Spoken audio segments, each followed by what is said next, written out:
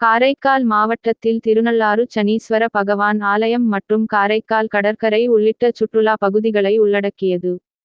தினந்தோறும் காரைக்கால் கடற்கரைக்கு நூற்றுக்கணக்கானோர் வந்து செல்கின்றனர். அதேபோல ஞாயிறு மற்றும் விடுமுறை நாட்களில் ஆயிரக்கணக்கானோர் கடற்கரைக்கு வந்து செல்கின்றனர்.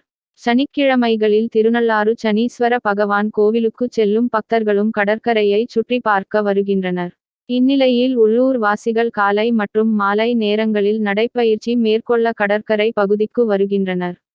இப்படி குழந்தைகள் முதல் பெரியவர் வரை அதிகம் பயன்படுத்தும் சுற்றுலாத்தலமான காரைக்கால் கடற்கரை பகுதிகளில் உள்ள மின் கம்பங்களுக்கு அண்டர் கிரவுண்ட் கேபிள் மூலம் மின் இணைப்பு கொடுக்கப்பட்டுள்ளது. இது சரியாக பராமரிக்காத காரணத்தால் அங்குள்ள மின்கம்பங்களில் மின் உயர்கள் பாதுகாப்பற்ற முறையில் வெளியில் தெரியும் படி உள்ளது. கடற்கரைக்கு வரும் சுற்றுலா பயணிகளோ சிறுவர்களோ யாரேனும் அதன் மேல் கை வைத்தால் உயிரிழப்பு ஏற்படும் அபாயம் உள்ளது.